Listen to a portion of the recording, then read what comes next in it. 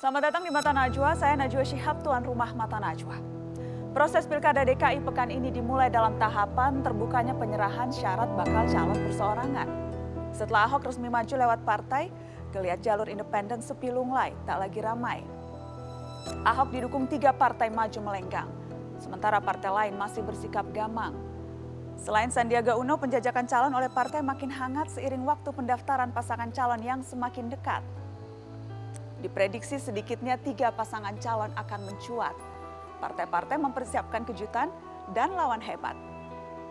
Karena rakyat berhak mendapat calon-calon berintegritas, apakah partai bisa memberi pilihan dan menjamin demokrasi yang berkualitas? Inilah Mata Najwa. Berebut Jakarta.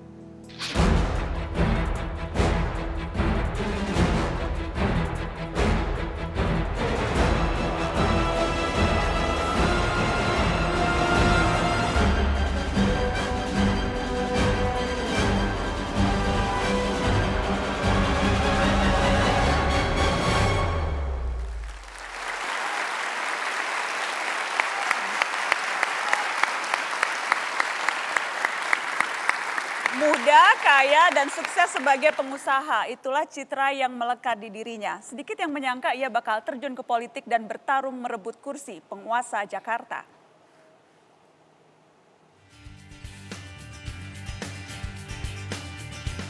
Sandiaga Salahuddin Uno.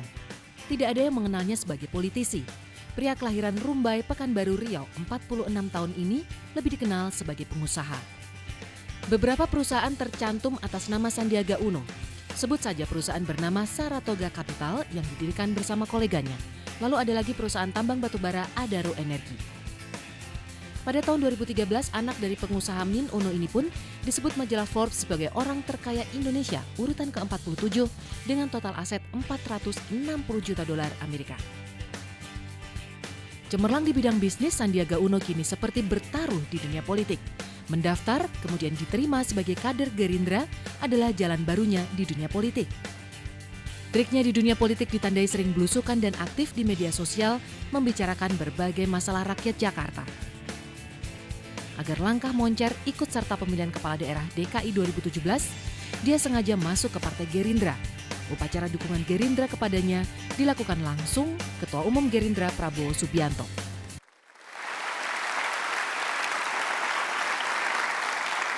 Dan telah duduk di depan saya di meja Mata Najwa, Sandiaga Uno. Selamat malam Mas Sandi. Malam. Assalamualaikum warahmatullahi wabarakatuh. Waalaikumsalam warahmatullahi wabarakatuh. Terima kasih sudah bersedia hadir di Mata Najwa. Beberapa kali mengundang, waktunya tidak cocok, jadi saya senang sekali Anda akhirnya bisa datang ke sini. Terima kasih. Mas Sandi. 7 tahun yang lalu mungkin ya saya terakhir di Iya, terakhir ke Mata Bandana. Najwa 7 tahun yang lalu, waktu itu masih pengusaha dan tidak mau dekat-dekat politik. Sekarang tampaknya sudah siap lahir batin, mau jadi orang nomor 1 Jakarta? Insya Allah siap. Insya Allah siap. Mas Sandi, tadi itu sempat disebutkan Anda orang terkaya menurut majalah Forbes nomor 47 itu tahun 2013. Udah banyak menurun sekarang. Udah banyak menurun. Saya mau tahu persisnya boleh Mas? Seberapa kaya sih Anda Mas Sandi? Saya sendiri nggak tahu. Masa tidak tahu? Nggak pernah cek rekening. Jadi kalau baca-baca Forbes atau Globe itu saya juga mereka-reka karena saya nggak pernah tuh tiap tahun mau ngodit jumlah kan saya. Tapi karena saya sekarang harus menyiapkan laporan wajib soalnya harta sekarang. Dan kekayaan calon pejabat negara itu ya sekarang baru mulai diaudit. Mau dilihat berapa sebetulnya. Perkiraan? Kalau yang tadi disebutkan itu hampir 5,6 triliun aset. Mendekati itu 5,6 triliun harta Anda? Kayaknya jauh di bawah itu. Jauh di bawah itu. Jadi berapa? 2-3 triliun lah ya? Nanti kita lihat ya. Kalau tidak hafal jumlah angka, hafal jumlah pembayaran pajak tidak Mas? Oh, kalau pembayaran pajak ya. Boleh saya tahu Mas, terakhir bayar pajak berapa? Kita akan disclose nanti pas kita mendaftar dan tentunya ini merupakan suatu proses keterbukaan ya, transparansi. Dan sebagai seorang yang komit terhadap governance dan tata kelola, saya pasti akan masuk dan saya akan buka semuanya. Anda tidak keberatan kan kalau ditanya ini? Karena kan sebagai calon pejabat publik harus terbuka dong. Begitu ya? Ya, ini adalah resiko bahwa kita sekarang ada di public space. Kita harus masukkan betul-betul sesuai dengan governance dan tata kelola yang baik. Karena kalau pengusaha itu kan memang tentunya mau dapat uang. Iya. Kalau politisi itu seringnya keluar uang, Mas Andi. Betul. Anda sudah siap habis-habisan uang Anda? Kemarin sih ya kita melihat, saya udah izin sama istri saya juga bahwa ini adalah waktunya kita berbagi. Indonesia sudah begitu baik sama kita, memberikan sesuatu yang luar biasa buat saya, mukjizat rezeki, saatnya kita kembalikan kepada negara kita. Sudah sepanjang berapa nih? 6 bulan Mas sudah mulai turun ke lapangan?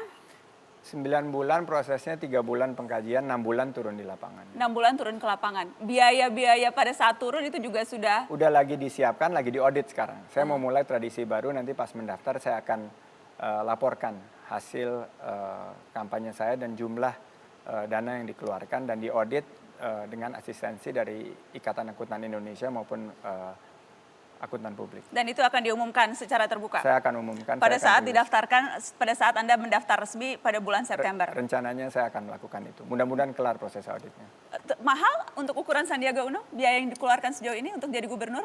Relatif sih, tapi menurut saya politik itu tentunya perlu biaya. Dan saya akan tunjukkan kalau misalnya biaya yang sebetulnya keluar sebagai orang yang relatifly nggak dikenal, terjun ke politik itu seperti apa biayanya. Anda dibantu partai tidak, Mas Andi? Saya diberikan keleluasaan oleh partai, tidak dibantu dari segi pendanaan, tapi dibantu fasilitasi dan alhamdulillah prosesnya berjalan lancar. Tapi Anda perlu memberi uang ke partai malah? Enggak, sampai sekarang ini alhamdulillah. Jadi enggak atau ada belum, Mas? Mudah-mudahan enggak.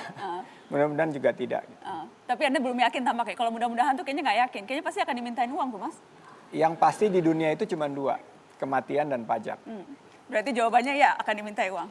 Saya nggak yakin ya, karena pembicaraan saya sama pimpinan partai sangat lancar, dinamis, belum ada permintaan-permintaan tersebut.